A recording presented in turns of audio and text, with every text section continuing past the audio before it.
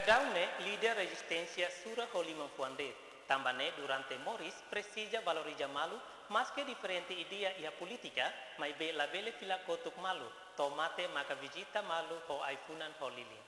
Questão ne hatu se membro Assembleia Constituante Judith Dias Jimenez ba estel iha farol tersane. Nedihan uluk funu leader resistência objetivo idade katak mateka Morris hamutuk lori raine hetan ukun rasikan.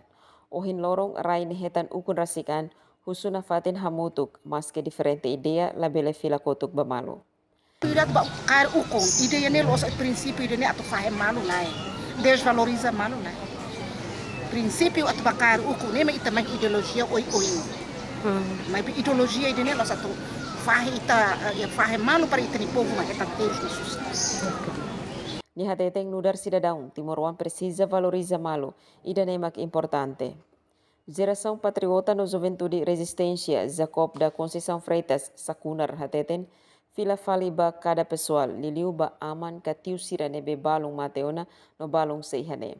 Fila faliba cada pessoal ida, liliu ba aman sira tiu sira nebe ke balung mateona balung seihane depende fila faliba ita.